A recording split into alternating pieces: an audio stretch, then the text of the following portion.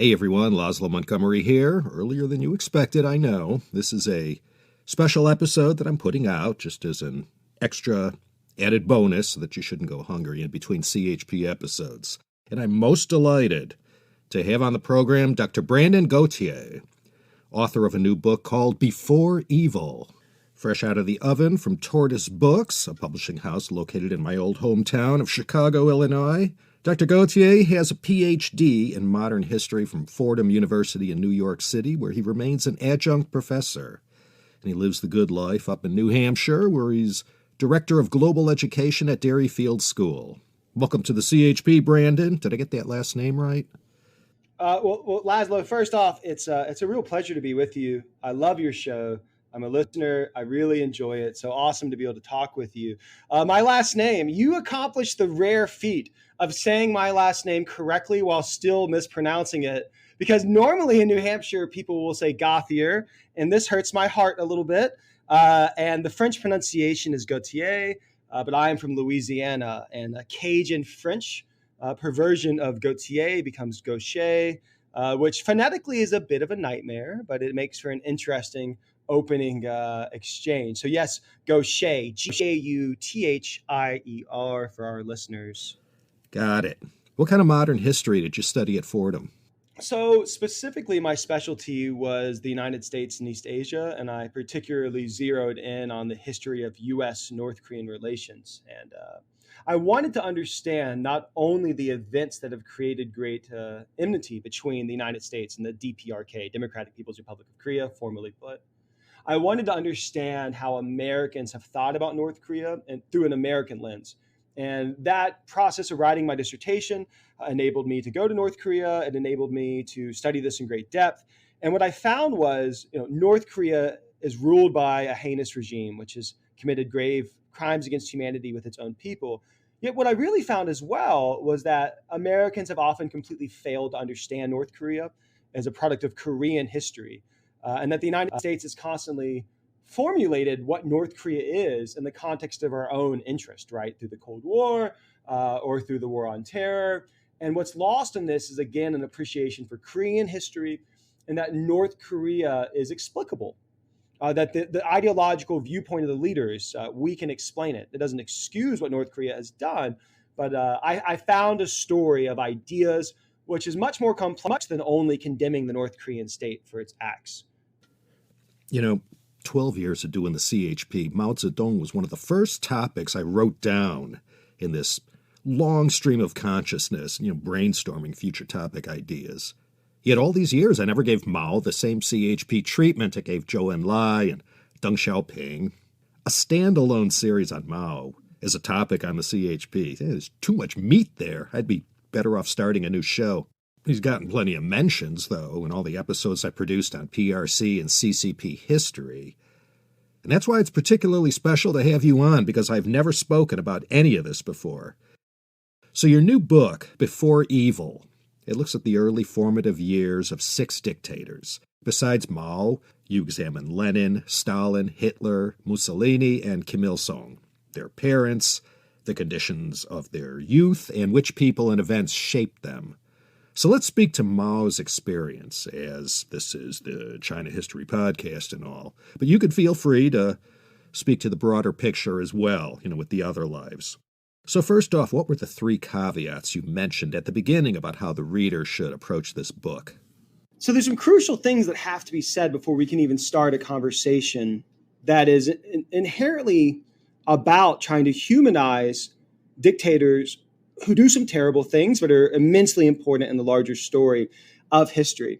So the first essential caveat is to make clear that no amount of humanizing details, no amount of trying to make these individuals explicable. And what do I mean by trying to make individuals explicable? I mean to engage their ideas seriously. To not begin with the assumption that every dictator is driven only by a lust for power and this kind of cynicism, they will dominate and be the ultimate power within a given country.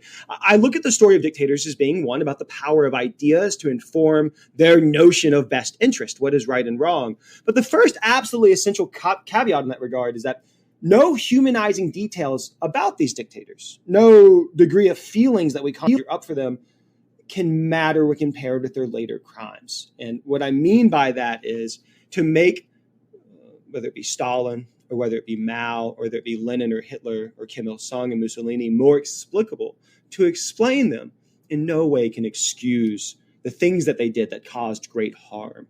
And that we can transcend a more simplistic conversation where we only demonize by looking at their ideas. But as we do that, that doesn't diminish the reality of the fact that the Great Leap Forward and the Cultural Revolution caused extraordinary misery for many, many, many millions of people. Now, one criticism that a listener might bring up as we talk about humanizing these individuals, someone might say, right, why should we care about Mao reading the water margin as a kid compared to up to 45 million people starving to death after the Great Leap Forward? Shouldn't we be focusing more on that? And that is something that has resonated with me. So the book opens with the description of these individuals' crimes when it comes to causing so much suffering for their people, and this caveat of no humanizing details diminish the horror of their actions. That has to be set up front. The other is that we're so eager, Laszlo, to find history to be like a math problem. We want to zero in on there certainly must be this 2 + 2 equation which equals 4, which definitively tells us how we get to heinous acts, right? And what do I mean by heinous acts? What do I mean by evil? I mean acts that show a distinct lack of empathy for the suffering of others. And even as we seek to make these stories more explicable, to engage their ideas, this is not about definitively explaining to listeners how Mao Zedong comes to be. It is not that simple. History is not a math problem. We cannot come away with a neat list of lessons about definitively how do we get to that point. And then the other is the third caveat. This is not psychohistory. I am not approaching this as a trained psychiatrist who's going to break down, psychopathological traits of narcissism and so on.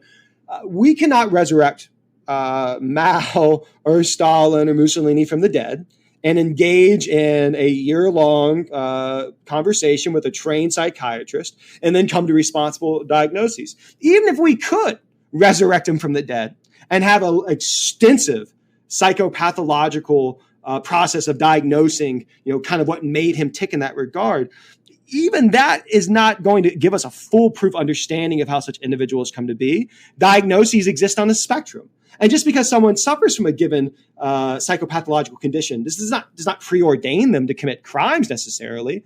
That some people, for instance, like neurosurgeons, can suffer from psychopathic tendencies. And so it's far more complex than psychohistory can ever allow. So, number one, we're not excusing dictators as we seek to explain them.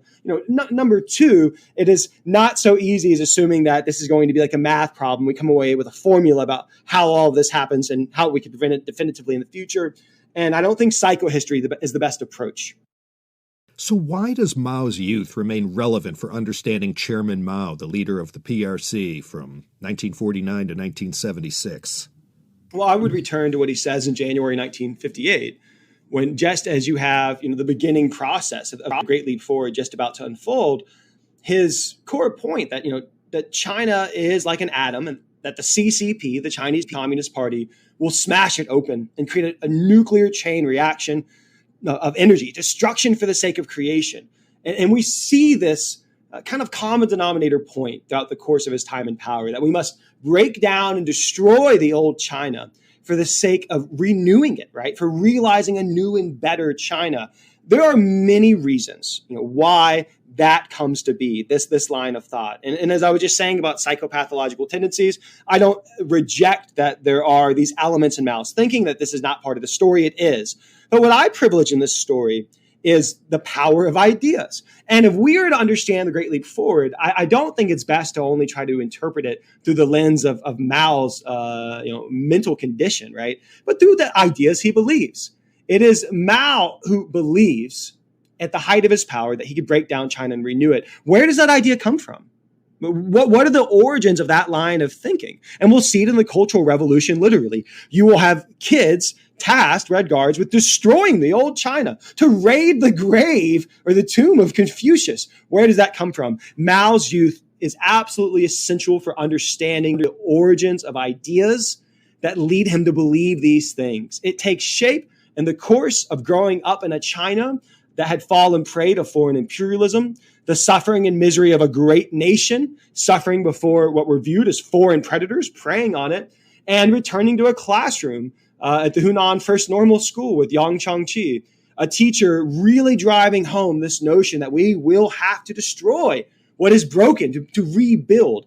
It's too simplistic to draw a direct line from that to the Great Leap Forward of the Cultural Revolution, but it's a really important part of the puzzle about where Mao's ideas come from and where does the notion that he believes what he's doing is right. And that's so important to note. Mao Zedong, to whatever extent he acts in an evil way, a lack of feeling and empathy for those suffering, inherently believes what he is doing is going to work and that to destroy the old China is the right thing to do. That story, a crucial element of it begins in his youth. There's more to be said there, but I think that's a good opening point along those lines. So let's talk about Mao's childhood and his parents and about how it was for him growing up in a rich peasant household in rural Hunan in the famous Shaoshan. How did that shape his early years? His mother, Wen Qimei, she was as saintly as they came. I dare say she might even give Mengzi's mother a run for her money as far as her devotion to her son went. Well, it begs the question, right, of, the point of Before Evil, the point of my book, which is people would, I think, bring the popular assumption that Mao Zedong's childhood was definitively shaped by probably trauma. How do we get individuals to behave with a lack of empathy? I think kind of the fallback answer is, well, surely they were deeply mistreated, right? And that's what caused this distinct lack of feeling as adults. We see something much more complicated than Mao's youth. We see he does have a father who's very stern, that Mao Yichang is someone who is extremely demanding of his kids and is abusive at times. We can talk about Mao in 1971 meeting with the Prime Minister of Japan, where he'll go from, talking about the strength of a cocktail to kind of like looking off in the distance and saying, my father was very harsh and unkind, right? So like there are these moments where Mao's childhood resurfaces in him as an adult. And he actually will even say that if his father was alive, and we're talking towards the end of his life, he'll actually say, if my father were alive in 1968, when Mao is 75, he brings up that, I would have him jet planed. I would have his head shoved down and his arms pulled back painfully behind him, like arrows about to shoot off in the distance. The latter part of that is my own words. But Mao says jet plane. And so for listeners, Cultural Revolution, we're going to pull people's arms back, and it's going to be this kind of form of physical torture as people are being subjected to struggle sessions. So, but that's not the defining story in terms of Mao's childhood. That's part of the puzzle. It is important. The defining part of Mao's childhood, I would argue, is Wen Qimei, his mother. It is a home, first off, that is not one that is deeply impoverished. And before we go into Qimei, his mother, I will say this further about Yichang, that this is not a home like so many Chinese at this time in which they are really suffering and struggling in dire poverty.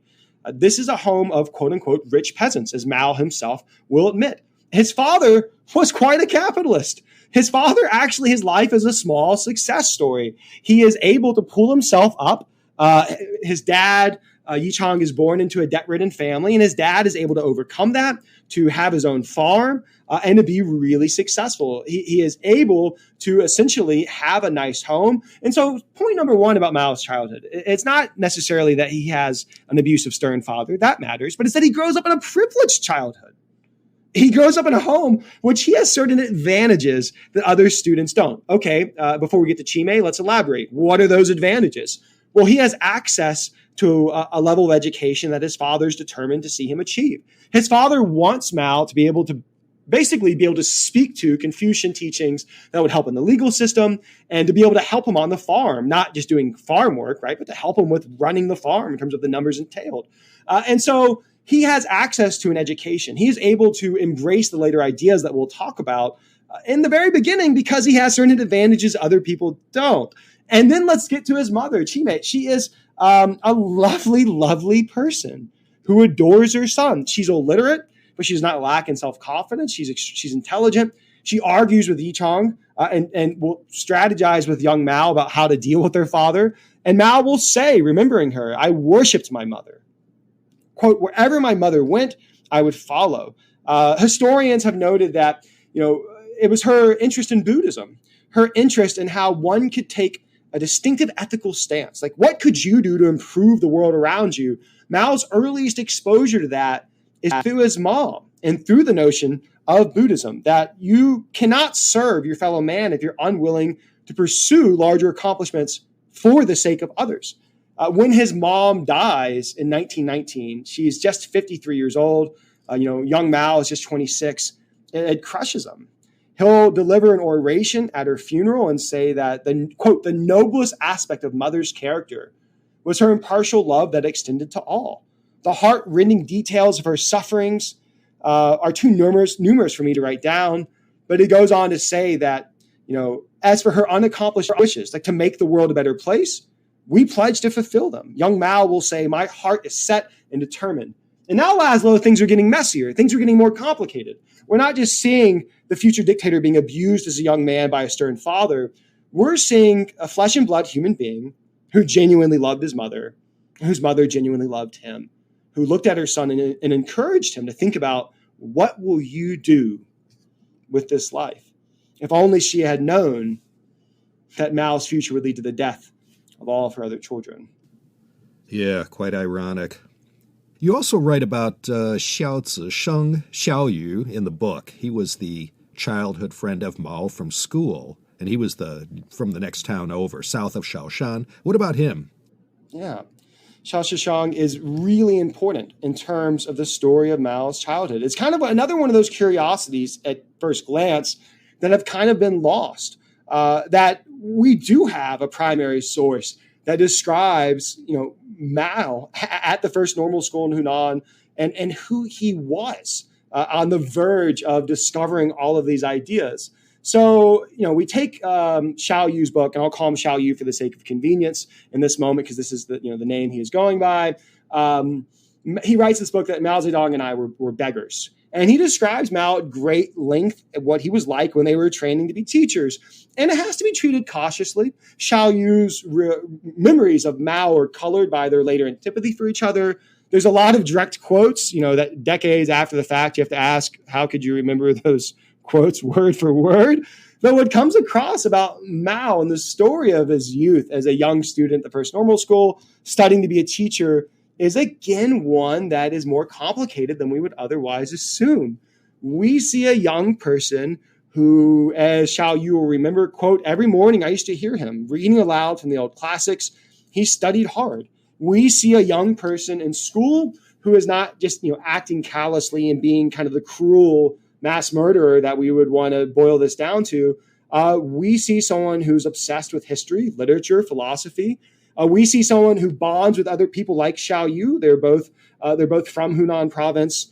They both like peppercorns too much, and we see the first description of him right at this level of a greater degree of detail as he is on the verge of all these ideas. Xiao Yu will describe him as, quote, quite an ordinary, normal-looking person with eyes that were neither large nor penetrating. He spoke slowly and was no means a talented orator. His gait kind of reminded one of a duck waddling, quote unquote, but it was their mutual love of ideas. It was the fact that Mao found a companion who, they would argue Mao didn't like to clean his room and Mao didn't care about his appearance. And he would make jokes about it. How could I change the world if I was so obsessed with my appearance? Could there be anything more insignificant? But what he wants to talk about is Bismarck. What he wants to talk about, to put it plainly, are big ideas. And so we see from the earliest years of Mao in school through sources like this, not only things that are disturbing, though that'll come with Xiao Yu's interactions, how he describes him, how he changes over time. We see a young person fascinated with the power of ideas, an ardent bibliophile who's thinking about the world as genuine. It's not just a power-hungry cynicism that we only want to see in the story of Mao, in which really reduces the story to something that lacks the flesh and blood nuance of real life.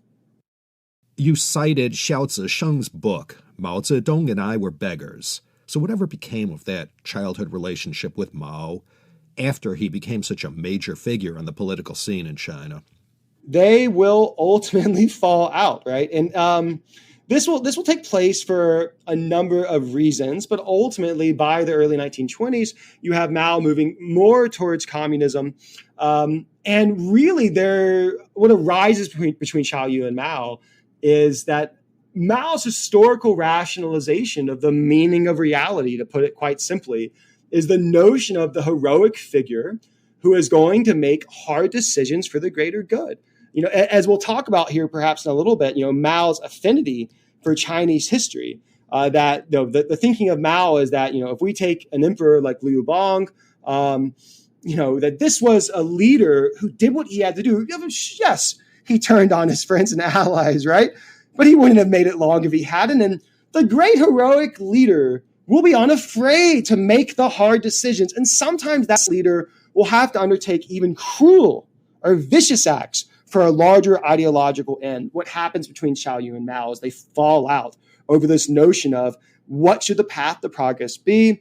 And, by the mid-1920s, as they're falling out, they will separate. And Red Star over China, Mao mentions him, which is another corroboration of this story. And we're not even getting to the point where they wander around Hunan province as beggars and live off the generosity of strangers, which is a wild story itself, right? But ultimately, Mao will mention him in Red Star over China, Edgar Snow, and will essentially say he ends up stealing a bunch of money under the Kuomintang and flees China. The reality is that he ends up living in Uruguay for a time. And it is, not what Xiaoyu does in the aftermath of his friendship with Mao that's really the defining element of what he contributes to our historical understanding of Mao. It's his ability to describe him at this time before he was evil, so to speak, right?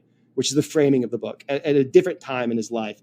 But Mao corroborates their friendship. He speaks to it. That was such a fascinating exchange that you included in the book when young Mao and Xiaoyu were discussing the good and bad points of Liu Bang, and Mao would refute whatever criticism Xiaoyu gave Liu Bang. It was like hearing a 20-year-old Mao already making excuses for all the horrors he signed off on many decades later. Well, this is a crucial point of debate, right? Because again, we're going to see, and by the way, to be clear, when we're talking about Mao, right, the structural conditions that will create the People's Republic of China, the Great Leap Forward, the Cultural Revolution, all this kind of societal upheaval, not all of this can just be boiled down to Mao, right? So I admit that up front as we're talking about this. There's myriad factors in why all of that happens. We can't only draw a neat line of Mao's childhood, but this is absolutely an important part of the story. And it is the question of, is, early 20-something Mao talking about, Emperor Liu Bang from 202 BCE because he is seeking to justify horrible things he will do in the future? Or is it because he really believes a worldview in which the great hero will have to make hard decisions? Here's an exchange from that conversation. When Mao will just throw out that, this emperor had been a great hero, Xiaoyu will be appalled. He'll say, he was a tyrant who got rid of one despot only to become another himself. And Mao will fire back, right? And again, as we read these quotes, we have to be critical. This is, Xiaoyu translating this in his own mind years later. But I think there is a lot to suggest that the flavor of this conversation will be borne out by Mao's life. So when Xiaoyu says, this is ridiculous, what are you talking about? Mao Zedong and I were beggars says that Mao says the following. I suppose that you think after his revolutionary forces had gained control of the country, he should have established a democratic republic. 2,000 years ago, democratic republics had never been thought of. People had never heard of such a form of government. It was impossible to even visualize that. Xiaoyu fires back, quote, but even if he couldn't visualize a democratic republic, he at least could have avoided being a cruel despot. Mao, quote, you can't really call him cruel if you take into account the age in which he lived and compare him with other emperors of the time. Xiaoyu fires back. But yeah, why did he have to kill his friends and even have some of their families murdered? Quote, he bore a knife in his breast in the place where his heart should have been. Mao, unflustered, responds, yeah, those same friends probably would have overthrown him. That if he had not acted in such a manner, he wouldn't have been in power long. And here comes the crucial exchange as Xiaoyu remembers it. Quote, so in order to be successful in politics, one must kill one's friends? Quote, we both knew, Xiaoyu remembered the tension, that he, Mao, was identifying himself with that Chinese emperor and his ambition. A critic might say, you make too much of a conversation that an ideological enemy of Mao's will write decades later. I think we see a strong resonance with how if we take Mao's views seriously, that he thinks what he's doing is right and is not simply viewing himself as an evil dictator, I think this resonates quite strongly with how he likely rationalized his view, not from a place of cynicism, but from a place in his own mind of authenticity. What was Mao's affinity for the great Ming Dynasty classic novels? He was very affected by those. Yeah. So this is another thing, right? We want to see, I think, kind of the brutish leader. And there are things about Mao and power that we would describe as brutish, right? But this is a bibliophile through and through, that it is Water Margin, the Romance of the Three Kingdoms, Journey to the West, that these classics of Chinese literature, this is what he's reading. This is what obsesses him as a child. And by the way, as a kid, he reads on his dad's farm. He has to hide it from his dad because his dad gets mad. He's like, why are you wasting time reading? This is only to help the family business. And Mao, as a kid, will hide away with a vegetable oil lamp, a tiny little flame, and stay up all night reading books like Water Margin. And so this is something I argue we should take seriously because we see it resonate with his later time aspiring for power in the Civil War and so on. So, talk about Water Margin. What are we talking about? We're talking about the story of Robin Hood-esque rebels, to put it in that vein for the sake of, for those who haven't read the book, who are willing to fight against what they view as the tyrannical actions of an emperor who is out of touch with the people, who will go into the mountains and struggle, right, so to speak. And it's actually Mao who will go into the mountains and follow this lead in reality. The book's protagonist, Song Jiang, that in Water Margin, as he is struggling with another band of outlaws to, bring the emperor to heel, that he's not an outlaw, but that, quote, he always assisted those in distress and raised those who had been crushed down by life. That Water Margin describes Song Jiang as the welcome rain whose influence was like the falling of rain on parched soil. And it's Mao later on at the height of the Cultural Revolution who will be described as, quote, the very red sun that shines most brilliantly in our hearts. It's Water Margin that encourages Mao, and there's endless other influences as well. This is just an important one to be emphasized, that leads Mao to admire these rebels who were willing to go the distance, right? Who are willing to struggle. It's actually, as Mao is moving towards this revolutionary career, when he's asked, there's a discussion, what should we do? And he says, imitate, the heroes of, Liang Chengbo, the Water Margin heroes. And this book plays a role in his life that is important. And I think that's coming again from a place that is genuine, a place of real belief about what the hero is willing to do. And he's influenced in that regard. Mao was another in a long line of great people in history who had a teacher or mentor who ended up having such a profound impact on the direction of their lives. Tell me about Yang Changji and his daughter and their impact on Mao. Yang Changji is a really important influence at the First Normal School in Hunan. This is a teacher, who is widely respected by students. This is someone who had studied in Japan and Europe. He taught philosophy, ethics, and education. His knowledge of the Confucian classics was so great that the kids, the young people, they nicknamed him Confucius and viewed him as kind of a reincarnation of Confucius. But Yang was a disciplined, austere person who stressed over and over to students, and picture Mao as a young person. Picture not the cynical dictator who's going to destroy his enemies through terror, but the earnest young person. And as I started off this conversation, we can do this without losing sight of what Mao actually does and the suffering he caused. It's because we care about those who will suffer from his rule that we have to return to the young person who is not the bloodthirsty murderer that we're going to caricature, but an earnest young person in a classroom listening to a brilliant teacher. And this brilliant teacher tells his students, quote, every day one must do something difficult to strengthen one's own will, saying that, every day I take a cold bath.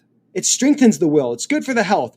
And you'll see Mao and Xiao Yu, for that matter, who will start to do things like this while they're in school. There's also, Mao will be quoted saying, to wash our feet in ice water makes us acquire courage and dauntlessness, as well as audacity. In the earliest writings we have by Mao, we see echoes of Yang Changji. And the biggest thing that he learns in that classroom is that, and again, what's the historical context for listeners? China, we're in the aftermath of the collapse of the Qing dynasty. We're at a time of chaos in Chinese history and amid a century of humiliation. And it's this teacher who, speaking to these earnest students, tells them, there's no greater goal in your life than to be just, moral, and virtuous. Aim high, work hard, serve the greater good through individual struggle. Your country desperately needs you. And you should think of this as the way. Establish an ironclad will. Find an ideological goal that will help our people and die for it if you must. Refuse to let time or hardship diminish your commitment to that. Quote, faith in rebirth through heroic effort, as one writer has characterized it. Quote, a person with a strong will, Yang will tell them, can suppress his evil desires, can withstand the oppression of the powerful, can succeed in casting great influence upon the world. The teacher will say to young Mao, destroy the habitual self and realize the ideal self. Destroy bad habits. Destroy those bad traditions which might hold you back and realize a dramatic rebirth. We see the same kind of language being repeated by young Mao. Quote, from the demise of the old universe will come a new universe. And will it not be better than the old universe? Without destruction, quote unquote, there can be no construction. If you want to understand that line of thought, which will define the Cultural Revolution in certain respects, you return to Yang's classroom. And by the way, Mao at this age isn't like the hardcore kid who knows he's going to be able to do this. He'll write to Xiaoyu that he is nervous, that he is not going to be able to live up to this. He'll write Xiaoyu and say, quote, and this isn't just from Mao Zedong and I were beggars. This is from the collected writings that we have of Mao from this age. Quote, I am frightened morning and night, and I'm ashamed to face up to the ideal of the superior man. Will I be able to be this person? Steely confidence was still in utero for him. So when the rural, rich farmer's son got to Changsha, around the time of the Xinhai Revolution, that's really when things start happening. How did young Mao Zedong make the most of this situation? It seems like everything in his youth was leading up to this moment in the Hunan provincial capital. So now we're talking, spring of 1911. He arrives in Changsha, and it's extraordinary for him. He is a provincial, right? He has, he's 18 years old, and he shows up in a city with foreign goods and electric lights, trains, and so on. And he's free of his father's farm. He doesn't have to be on the farm, right? And he could pursue his education in a major city. A couple major things happen. Revolution intervenes in October 1911. He is able to see history taking shape. And he, in this moment, he'll say in Red Star Over China, that he will help, assault and cut the hair of those who did not want to cut off, their braids in the back per Manchu traditions. But what's most important about Changsha, what most stands out, is he begins to consider what will come of his life. He's in the army for a short time and so on, but what's really important, he doesn't do any fighting. He starts to wonder, what will I be? He thinks about becoming a police officer, a lawyer, a businessman, a soap maker. Now, I posit to listeners that maybe somewhere in an alternative universe, Adolf Hitler became a famous artist, and Joseph Stalin became a priest, and Mussolini became a longtime elementary school teacher, and Mao became a soap maker. But that was not what was to be. He had a bigger vision for himself about what he could do with his life. And that didn't start with guns. That started at the Hunan Provincial Library, where for 6 months he is able to show up to that library. By the way, his dad, still helping him out financially, which is another thing. His dad is stern and abusive, but it's his dad who allows him to apply to all these schools, and he's still getting support from home. So we automatically are getting further and further away from just trauma creating Mao. So the fact that his dad supports his education is absolutely indispensable. I don't reject the notion that trauma was important and the relationship with his dad mattered. That's true. But I'm talking about what would I privilege most in that conversation. Okay, at the provincial library, what do we see? We see a kid showing up from the second that it opens until the minute it closes, reading. He's reading The Wealth of Nations, The Origin of Species, Evolution and Ethics, System of Logic, The Study of Sociology, Montesquieu's Spirit of the Laws. This is a guy reading about ancient Greece and Rome.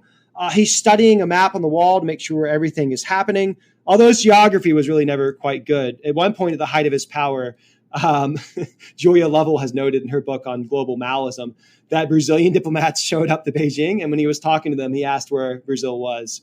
So his geography, whether that anecdote is 100% accurate or not, it's an interesting one. His geography is never that good, but as a young person, what matters most for Mao is he falls in love with the power of ideas, and that is profoundly important for his future.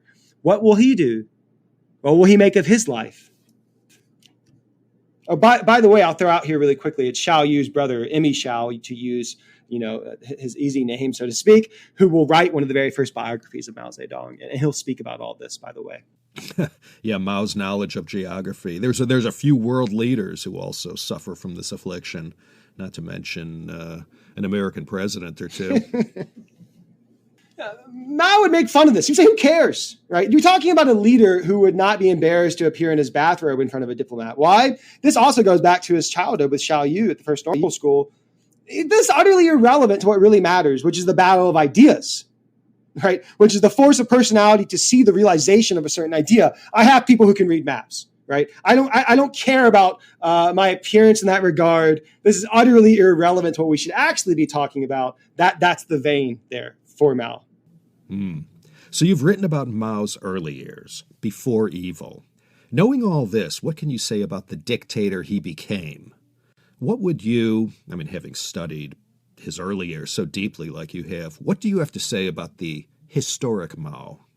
I would start with what Zhou Enlai learned through a lot of hard lessons, which was that he won over and over and over, and longtime associates around him quickly learned that it was best to be on his side. Let's describe Mao at the height of his power. 5'11", balding with a healthy belly. He adored eating fatty pork, spicy foods. He wasn't a very good father. You might call him a bad father, but the death of his oldest son in the Korean War pained him deeply. He smoked profusely, enjoyed dancing, loved swimming, read constantly, especially Chinese history, wrote poetry, married willingly 3 times, ending up with Jiangqing. And he is someone that you would have met poolside, Laszlo. If you were meeting Mao, and I'm generalizing here, but Li Jisui, his doctor, will describe him in a very similar situation. It wasn't poolside, but it was close enough. Meeting Mao, you would see someone possibly clad in a bathrobe, but who would be gregarious. Someone who would be very friendly, eager to put you at ease. He always liked to greet guests, as he did his doctor, Li Jisui, for the first time, with a history book in hand. He would want to start a conversation about the book to diminish your nerves, establish a rapport, laughing and joking. He was very good at getting other people to open up, even as he only himself carefully revealed what he really thought. And I don't want to reduce this to a caricature, but the reality of his time in power is someone to cross him, to make a misstep. This was someone who was vengeful and ruthless and forgot nothing. This was someone who rebelled against everyone and everything, literally rebels against time itself by refusing even basic routines. Quote, I graduated from the University of Outlaws, he liked to say. If I'm going to swim in the swift currents of a river, you're going to join me, right? You're not going to tell me that's too dangerous. This is someone who also at the height of his power, who wins over and over in these political battles through Machiavellian intrigues, right? But also is deeply motivated by the idea that he is the hero, right? That he could bring things to be as he thought ideologically they should be in his own rendering of what Marxist-Leninism would mean for China. But this was also someone at the height of his power who had, psychological neuroses at times. His doctor will say that this is someone who suffered from insomnia, dizziness, itchiness, impotence, panic attacks. And at times he could be paranoid. Had someone poisoned my swimming pool? Was an assassin hiding in the attic of my villa waiting to kill me? He worried about these things. Sometimes he didn't sleep for up to 30 hours. He, and again, refused to follow routines. But the crucial thing that I think we can say is that on a personal level, he behaves quite deplorably as the dictator. He is horrendous with women. He treats women as sexual servants. It is deeply disturbing, his behavior with women in power. And we also see someone, when we talk about the notion of power itself and the implementation of ideas, who's utterly convinced that what he is doing is right. And when it is challenged, it becomes a very dangerous moment for those who would challenge him.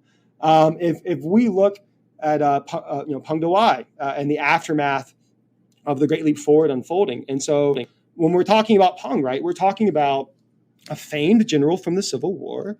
We're talking about a general who leads Chinese forces against American troops and UN troops in Korea and is quite successful, who will challenge Mao over his treatment of women at the height of his power and say, you act like an emperor with a harem.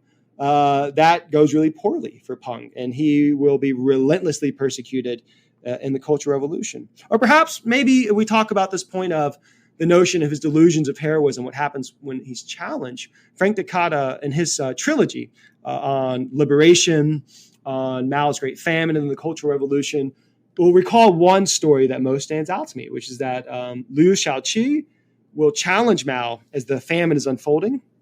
Liu Shaoqi has been to his home village, has seen people starving, and Mao sitting beside a swimming pool. Liu will say to him, like, "Do you know what's happened? Do you know how many people have died? Do you know that even cannibalism has taken place?" And then he challenges Mao and he says, "We're responsible. This is going to go into the history books." And Frank Takata has recorded that was the moment, probably, where Mao looked at this person and said, "This person is my enemy. This is the Khrushchev waiting to be born." And so what do we make of that? Not only that Mao was a dictator who was going to protect his power and was not going to be upended by underlings, much less the number two, but this was also someone who likely really believed that what he was doing was right, this notion of larger stories of delusions of heroism, and to challenge that was most dangerous because you were challenging his very self-identity. Sounds familiar in our modern day. We were talking about Yang Changji, and we didn't mention his daughter. She had a pretty important role in Mao's early life. Yang Kai-hui, she was Mao's second wife. Well, actually, some will say it was the first, but anyway, Yang Kai-hui, he loved her and was really shaken when she was executed. Yeah, and by the way, so for listeners, note that Mao's dad forced him as a teenager into a first marriage, right? And Mao will refuse to consummate it, or doesn't want to be married to this person, will run away. Which is another interesting point before we talk about Yang's daughter, Kaowei, which is that even after Mao refused his father's first arranged marriage, like literally runs away and humiliates his father, even after that, his dad will still support his education. Will still support him in certain respects, which is he had humiliated his father through refusing that arranged marriage. So the second marriage, the second really major relationship in his life, again, we return to the aftermath of Yang's classroom, which is Yang Changqi would have students over to his house. Xiao Yu would recall this, and they would go to his house after class or on weekends and again, talk about ideas. And it's there that Mao meets his daughter, Kaowei, and they develop a really serious love affair. There's allegations that Mao will cheat on her. But after Yang dies suddenly in 1920, which may or may not have been linked to a very cold bath on a winter morning, they started a really intense relationship. That actually their lovemaking in school dorms provoked complaints. Why do I emphasize that? Because it was a real relationship, and that this was a young couple, by all accounts, that really was deeply emotionally attached to one another. And what follows, though, is that after they will split, even though they will have several kids and Mao will apparently be unfaithful, is that as you're getting deeper into the beginnings of the Civil War, she is captured by Mao's enemies. And what happens to Kaowei is extraordinary in the sense that she refuses to denounce Mao. We're talking at a time in which Mao had effectively abandoned her and wanted nothing to do with her, when all she had to do was denounce Mao and say that this was a horrible person, I want nothing to do with him. But in November 1930, when she is captured by his enemies, she refuses to denounce him. So his enemies, Yang's daughter, his enemies take Yang's daughter and march her outside of a village. She's wearing a thin blouse, and they shoot her on a cloudy morning. She doesn't die initially. She apparently lies suffering on the ground, fingers digging into the dirt, determination sustaining her weakening heart. Her executioners go to lunch, and then they come back and they murder her all over again. Mao will recall her loss. Someone like his doctor, his physician, Li Sui, will say that he always perceived a total lack of human feeling from Mao in many respects, a distinct lack of empathy, and will say, perhaps he'd seen too many people die. Li Sui will recall a moment where an acrobat fell during a show and was really badly injured, and everybody was really upset. And that Mao, didn't seem to really care. And so he'll highlight is this, this was a person who seemed to kind of lack empathy for anyone. But, Conway kind of speaks to the opposite in this one instance. It doesn't mean that Mao is this deeply feeling person. What it does mean is he's a human being. In 1957, Mao, we're talking now, 27 years later, will write a poem for a widow. And in this poem, he'll say, quote, and he's writing this to someone who's lost their husband, and he's recalling Conway. He'll say, quote, "I lost my proud poplar and you your willow. Poplar and willow soar to the ninth heaven. Wugong asked what he can give, serves them a laurel wine. The lonely moon goddess spreads her ample sleeves to dance for these loyal souls in infinite space. Earth suddenly reports the tiger subdued. Tears of joy pour forth, falling as mighty rain." Those are sublime words, and maybe they speak to not only Mao's self-pity, which he was obviously very capable of feeling, but perhaps even genuine sorrow for a young woman who loved him, who he had not treated particularly well, but who died for him. So after knowing all that you've introduced about Mao's early life and his formative years and these other 20th century dictators, do we let them off the hook or cut them some slack for the death and suffering they caused to tens and tens of millions of people? I know you mentioned that as one of the caveats, but after seeing their humanity and learning about their early life, how should we think about them? It makes them more culpable. It makes them more guilty in my mind. And what do I mean by that? Rather than seeing, and this is kind of the issue, psychopathology, mental conditions really matter, right? This does shape people's behavior, and this is part of their story.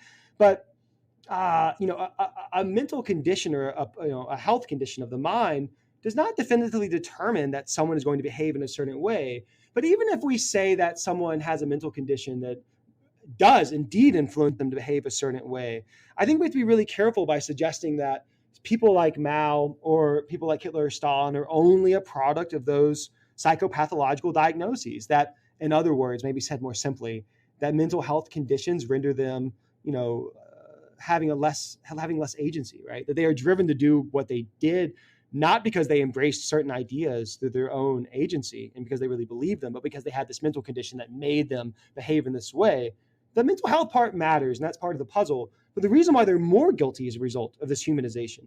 The reason why they're more capable, because it speaks to people that weren't born as necessarily Jeffrey Dahmer-esque kids who like to hurt animals. That's not the reality of this.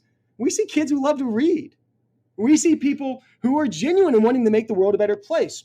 And we come to terms with the fact, or we have to try to come to terms with the fact, they made the decisions they made, not only because of other influences in their mind and so on, and numerous other structural variables, but because they made the decisions they made because they believed they were right, and they made them as human beings. Their humanity speaks to their agency. They chose to do what they did. They chose it. That's what the story of humanizing them emphasizes. It reveals the stories of individuals who could behave rationally in so many respects, who then behaved with great cruelty and yet rationalized it as right. That's a story of human agency. That's what makes them more guilty, not less. Well, history has well documented that. So you mentioned, I think in your foreword, when you were writing this book, you always had ambient and orchestral soundtracks playing in the background. What did you listen to? I first off love that question. Right, as I have talked about the book, you're the first person. You mentioned the playlist, but I didn't see that in the book. It's in the footnote. It's in the footnote. Okay, I didn't see that.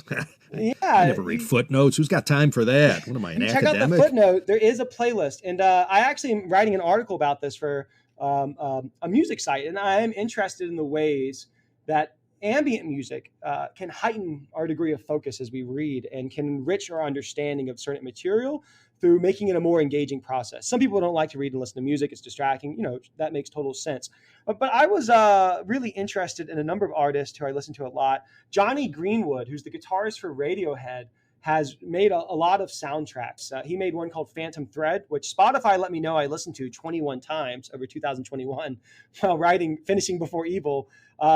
Johnny Greenwood's Phantom Thread, Johnny Greenwood's There Will Be Blood soundtrack, which sounds more intentional in terms of the name of why I'm mentioning it, but really there's not much bloodshed in that movie. Trent Reznor and Atticus Ross have a number of soundtracks for different movies, which I think are quite intense. In terms of ambient music, I would think about someone, of course, like maybe Brian Eno.